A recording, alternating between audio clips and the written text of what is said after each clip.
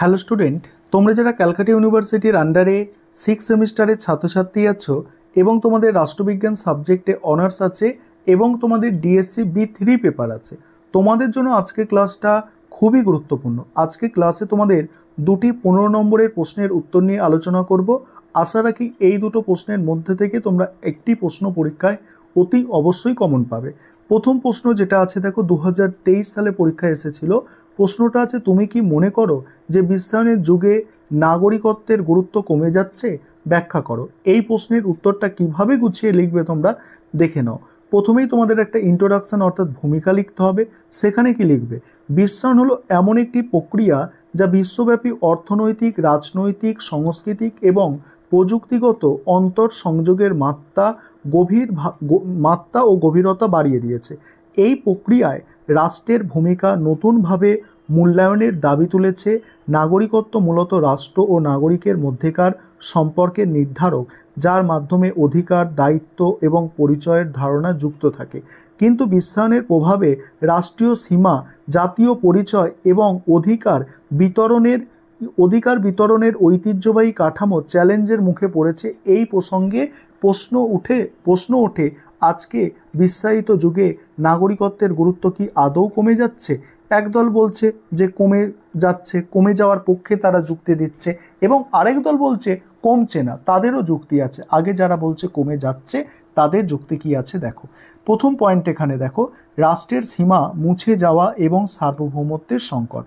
আন্তর্জাতিক বাণিজ্য, প্রযুক্তি এবং বহুজাতিক সংস্থার বিকাশের ফলে অনেক ক্ষেত্রেই রাষ্ট্রের সার্বভৌম সিদ্ধান্ত ক্ষমতা সীমিত হয়ে পড়ছে। উদাহরণস্বরূপ, বিশ্ব ব্যাংক বা IMF-এর নীতিমালা অনুসরণ করতে গিয়ে অনেক উন্নয়নশীল রাষ্ট্রকে তাদের নাগরিকদের স্বার্থের বিরুদ্ধে পদক্ষেপ নিতে হয়েছে।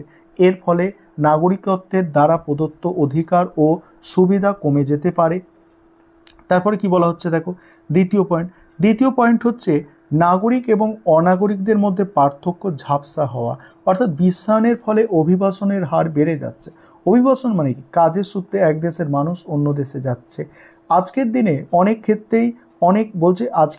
অনেকেই একটি দেশে বাস করছে, কাজ করছে, কর দিচ্ছেন, কিন্তু তারা সে দেশের নাগরিক নন। এই বাসিন্দার শ্রেণীর নাগরিকত্বের বাইরে থেকে বহু দায়িত্ব পালন করেন এবং অধিকারও দাবি করেন। এতে নাগরিকত্বের গুরুত্ব আংশিকভাবে অনিশ্চিত হয়ে পড়ে।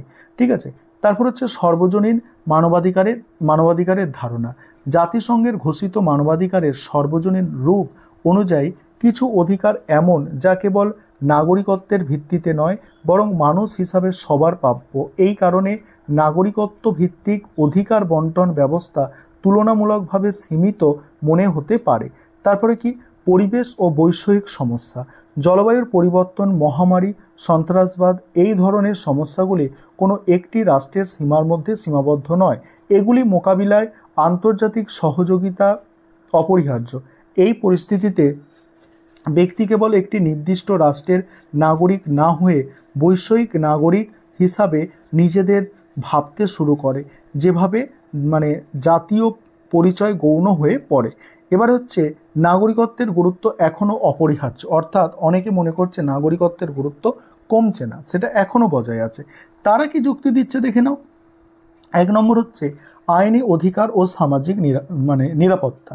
নাগরিকত্বের মাধ্যমে একজন ব্যক্তি একটি রাষ্ট্রের সাংবিধানিক সুরক্ষা ও সামাজিক সুযোগ সুবিধার অধিকারী হন, যেমন ভোটাধিকার, শিক্ষা, স্বাস্থ্যসেবা, সামাজিক ভাতা ইত্যাদির সুবিধা নাগরিকদের জন্য সুরক্ষিত। শুধুমাত্র বিশ্বায়ন এই সুযোগগুলো প্রদান করতে পারে। আর তারপর 2 নম্বর পয়েন্ট কি আছে দেখো, সংস্কৃতি ও রাজনৈতিক পরিচয়। বিশ্বায়নের মাধ্যমে মানুষ তার জাতীয় পরিচয় ও সংস্কৃতির সঙ্গে সংযুক্ত থাকতে চায়। নাগরিকত্ব এই পরিচয়কে রক্ষা করে এবং জাতীয় সংহতির ভিত্তি তৈরি করে। উদাহরণস্বরূপ, ভারতের নাগরিকত্ব একজন ভারতীয় হিসাবে পরিচয় তৈরি করে এবং সেই অনুযায়ী তার অধিকার ও কর্তব্য নির্ধারণ করে। পরের পয়েন্ট হচ্ছে রাষ্ট্রচ্যুত ও শরণার্থীদের সমস্যা। যেসব মানুষ নাগরিকত্ব হারিয়েছেন বা কখনো পাননি, যেমন শরণার্থী, রাষ্ট্রহীন মানুষ, তাদের অবস্থান বিশ্বায়নের মাধ্যমে অত্যন্ত অনিরাপদ। নাগরিকত্ব না থাকলে তারা তার অধিকাংশ অধিকার থেকে বঞ্চিত থাকেন। তাই নাগরিকত্ব আজও নিরাপত্তা ও মর্যাদার প্রতীক। তারপরে গ্লোবাল সিটিজেনশিপ ধারণার সীমাবদ্ধতা। অনেকে গ্লোবাল সিটিজেন হবার ধারণা প্রচার করলেও বাস্তবে তার কোনো আইনি ভিত্তি নেই। বিশ্বায়ন মানুষকে নতুন চেতনায় উদ্বুদ্ধ করলেও আইনত অধিকার ও সামাজিক স্বীকৃতির জন্য এখনও জাতীয় নাগরিকত্ব অপরিহার্য। উপসংহারে কি বলা হচ্ছে দেখো, বিশ্বায়নের যুগে নাগরিকত্বের কাঠামো ও পরিসর নিঃসন্দেহে পরিবর্তিত হয়েছে। জাতীয় সীমারেখা কিছুটা ঝাপসা হয়েছে, অভিবাসন বেড়েছে, বহুজাতিক স্বার্থ জোরালো হয়েছে, তবে তা নাগরিকত্বের গুরুত্ব একেবারে খর্ব করেনি। বরং নাগরিকত্ব এখন আর শুধুমাত্র জন্মসূত্রে বা জাতীয়তাবাদের নিছক প্রতীক নয়, এটি একাধিক স্তরে একজন ব্যক্তির অধিকার, পরিচয় ও নিরাপত্তার ভিত্তি। অতএব বলা যায়, বিশ্বায়নের প্রেক্ষাপটে নাগরিকত্বের ধারণা নতুন চ্যালেঞ্জের মুখে পড়লেও এর মৌলিক গুরুত্ব এখনও অটুট এবং অপরিহার্য। তারপরে বলা হচ্ছে কি পরের প্রশ্নটাও তোমাদের জন্য মোস্ট ইম্পর্টেন্ট প্রশ্ন। এটাও 2023 সালে এসেছে, 21-এর প্রশ্ন 23-এ রিপিট হয়েছে। তোমাদের জন্য খুবই গুরুত্বপূর্ণ একটা প্রশ্নটা হচ্ছে নাগরিকতার উদারবাদী তত্ত্ব টি.এইচ. মার্শালের উল্লেখ সহ আলোচনা করো। মোস্ট ইম্পর্টেন্ট প্রশ্ন, উত্তরটা খুব গুছিয়ে সুন্দরভাবে তোমাদের জন্য লেখা হয়েছে, তোমরা দেখে নাও।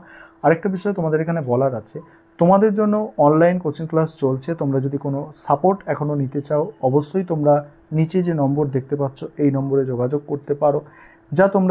তোমরা যারা স্টাডি মেটেরিয়াল পারচেস করতে চাইছো কোনো পেপারে, সেক্ষেত্রেও তোমরা এই নম্বরে যোগাযোগ করে স্টাডি মেটেরিয়াল পারচেস করতে পারো। চলো দেখে নাও এই প্রশ্নের উত্তরটা কিভাবে গুছিয়ে তোমরা লিখতে পারো। দেখো, নাগরিকত্ব আধুনিক রাষ্ট্রচিন্তার একটি গুরুত্বপূর্ণ দিক, যা ব্যক্তি ও রাষ্ট্রের মধ্যে সম্পর্ক নির্ধারণ করে। এই ধারণা শুধুমাত্র আইনি স্বীকৃতি নয়, বরং সমাজের বিভিন্ন স্তরে ব্যক্তির অবস্থান, অধিকার বিষয়েও নির্দেশ করে।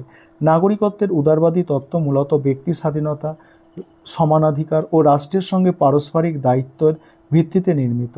এই প্রেক্ষাপটে ব্রিটিশ সমাজবিজ্ঞানী টি.এইচ. মার্শাল 1950 সালে প্রকাশিত তার ঐতিহাসিক প্রবন্ধ সিটিজেনশিপ অ্যান্ড সোশ্যাল ক্লাস এ নাগরিকত্বের একটি ধাপে ধাপে বিকাশমান রূপ উপস্থাপন করেছেন।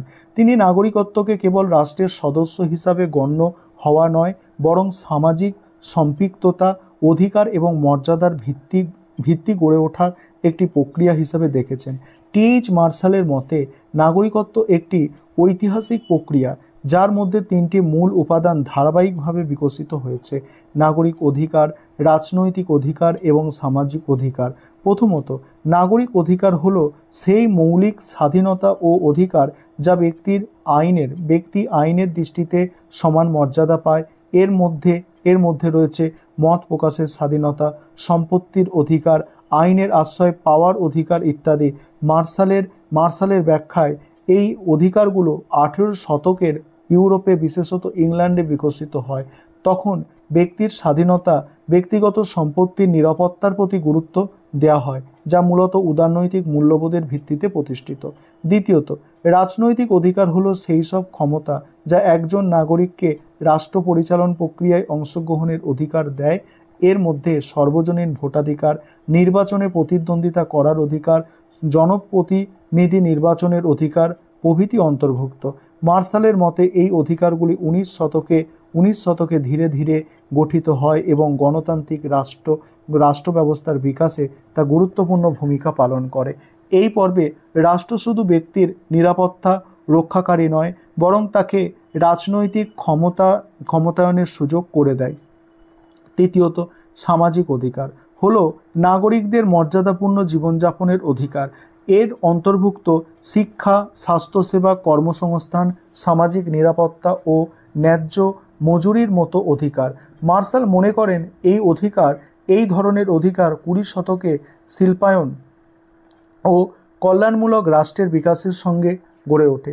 তিনি বলেন, নাগরিকত্ব তখনই পূর্ণাঙ্গ হয়ে ওঠে যখন ব্যক্তি কেবল আইন ও ভোটের অধিকারী নয়, বরং সম্মানজনক ও নিরাপদ জীবনের নিশ্চয়তা লাভ করে। এই ধারণা উদারনৈতিক নীতি ও কল্যাণমূলক রাষ্ট্রের একত্রীকরণের ভিত্তি গড়ে তোলে। মার্শালের মতে নাগরিকত্বের একটি বিকাশমান ও সমাজ সাপেক্ষ দৃষ্টিভঙ্গি উপস্থাপন করে তিনি দেখাতে চেয়েছেন কিভাবে নাগরিক অধিকারসমূহ রাষ্ট্র ও সমাজের পরিবর্তনের সঙ্গে সঙ্গে সম্প্রসারিত। যদিও তার তথ্যটি ইংল্যান্ড ও ইউরোপ কেন্দ্রিক এবং মূলত মধ্যবিত্ত শ্রেণীর অভিজ্ঞতার ভিত্তিতে নির্মিত, তথাপি নাগরিকত্বের ধারণাকে সমাজতাত্ত্বিক ও রাজনৈতিকভাবে বিশ্লেষণ করার ক্ষেত্রে এটি একটি মৌলিক অবদান। তবে এই তত্ত্বের সীমাবদ্ধতাও রয়েছে, যেমন মার্শাল বর্ণ, লিঙ্গ, উপনিবেশবাদ ও শ্রেণী বৈষম্যের মতো প্রসঙ্গকে যথাযথভাবে বিশ্লেষণ করেনি। নারীদের রাজনৈতিক অধিকার লাভ এবং ঔপনিবেশিক জনগণের বঞ্চনা তার কাঠামোর বাইরে থেকে যায়। তারপরে কি বলা হচ্ছে দেখো, সর্বোপরি টি.এইচ. মার্শালের উদারতান্ত্রিক নাগরিকত্বের তত্ত্ব নাগরিক অধিকারকে এক প্রগতিশীল ও সামাজিকরণমুখী রূপরেখা প্রদান করে। নাগরিকত্বকে একটি ধাপে ধাপে অর্জিত সামাজিক অধিকার হিসাবে চিহ্নিত করে তিনি এই ধারণার একটি মানবিক ও নৈতিক ভিত্তি নির্মাণ করে, যা আজও নাগরিকত্ব নিয়ে চিন্তাভাবনার ক্ষেত্রে গুরুত্বপূর্ণ দৃষ্টিকোণ আছে। যদিও বিশ্বায়ন, বহু সাংস্কৃতিকতা ও অভিবাসনের যুগে নাগরিকত্বের ধারণা নতুন চ্যালেঞ্জের মুখে পড়েছে, তবু মার্শালের তত্ত্বে নাগরিকত্বের বিকাশ ও সমাজের কার্যকারিতা বিশ্লেষণে একটি মৌলিক কাঠামো হিসাবে বিবেচিত হয়। এই ছিল তোমাদের জন্য দুটি গুরুত্বপূর্ণ 15 নম্বরের প্রশ্নের উত্তর। এই দুটো প্রশ্ন ভালো করে করো, একটা পরীক্ষায় অবশ্যই কমন পাবে।